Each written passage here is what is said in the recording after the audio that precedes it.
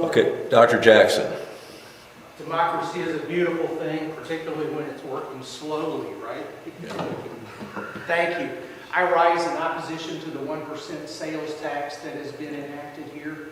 And I would like to express my feelings why at the previous meeting, Mr. Martin had spoken about people on fixed incomes. And I'll just explain it to you in my poor understanding. If an individual has $100 to spend, and their sales tax is at the rate of 8.5% or 9%, that means they have, at the end of that $100, $91 or $91.50 to spend out of that $100. So they go into the store, and I'll say the Dollar General, and they have 10 items that they want to buy. And say what if approximately, those items all approximately cost $9 to $10. At some point on a significant level, that individual is going to have to put one item back. That one item that they put back could result in as much as a 5 to 7, maybe even 10% reduction in total sales. If we have, and we do have a lot of people on fixed incomes around here. There are very few people that actually have fairly unlimited funds. So I think it's important that we realize that our businesses have to be cherished. Some people look at businesses as a way simply of raising tax revenue. That's completely erroneous. A business is the life of a community. It creates jobs, it creates wealth.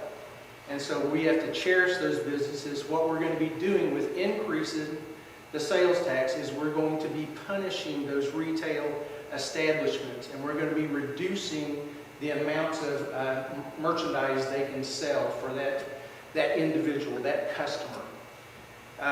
Whenever we as a governing body enact laws or increase taxes, we are infringing on another person's rights. We are taking that, the gentleman wanting his fence. It's just a fence. There's a rat hole house right down the street from me that needs to be raised. It looks horrible. And so people to get to my house, though, have to drive past that. So I'm not sure what the difference is in his fence versus the rat hole house, but we need to consider apples and apples and oranges and oranges. So every time we enact a law or an ordinance, we are infringing on other people's rights. And that has to be taken very seriously. That's why they always want us to read these ordinances 3 times. It should be very laborious for a governing body to raise taxes or change laws on its citizens. That's why they stipulate it be read 3 times. It needs to be hard work on the part of the governing body to do that. And everybody says, okay, Doc, then you don't want the tax. How are you going to pay for it? Excuse me, I'm sorry. Mr. Mayor, I call 3 minutes. I'll give you 1 more minute, Doc. There are plenty of ways that we can transition from sales taxes to what I call use taxes. Use taxes are the way that wealthy societies pay for the things that are necessary. Anything that drives on a Cherokee Village street, the water that travels underneath the Cherokee Village street. And you know, we have 2 water systems in Cherokee Village. Highland Water System serves a part of the Cherokee Village area that's up by the highway. But all of those lines run underneath the streets of the city of Cherokee Village. And every time one of them bursts, we cut holes in the streets of Cherokee Village to dig and replace those pipes. Everything that goes on a Cherokee Village street, what about putting your boat into Lake Thunderbird? You don't live here, you've got a lake permit, but you've driven your boat. Mr. Mayor, we've hit 1 minute. Oh, Doc. I make a motion that he gets another 2 minutes. Let him finish, please. Motion, I heard second. I'll second. I have one question of Dr. Jackson. No, we're Do you have an idea? I'm sorry, just placed a second. Before we take a vote, Dr. Jackson, are your remaining comments, are they another 5 minutes? Are they No. 15 minutes? What? I was at the bottom of this now. Okay. Okay. Then I would second Mr. Martin's motion to extend Dr. Jackson's And time. thank you all. But there are plenty of ways. I'm sorry, Hold it. Dr. Jackson. We actually have to vote on the motion on the floor.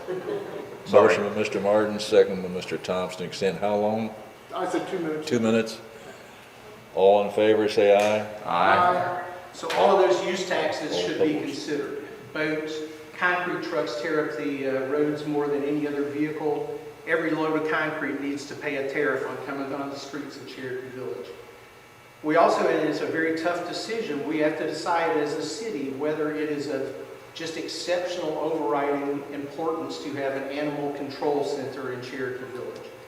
That is an expense, I don't know how large an expense, but that to me seems like a luxury. And I think that all of those things, before we start, again, exacting taxes, I think we need to consider that. Also, if you have a meeting at the Omaha Center about taxes, some people will confuse that with the exaction that is now being taken place by the SID. I would simply encourage you to meet here where it can be clearly Cherokee Village that is doing that. Thank you.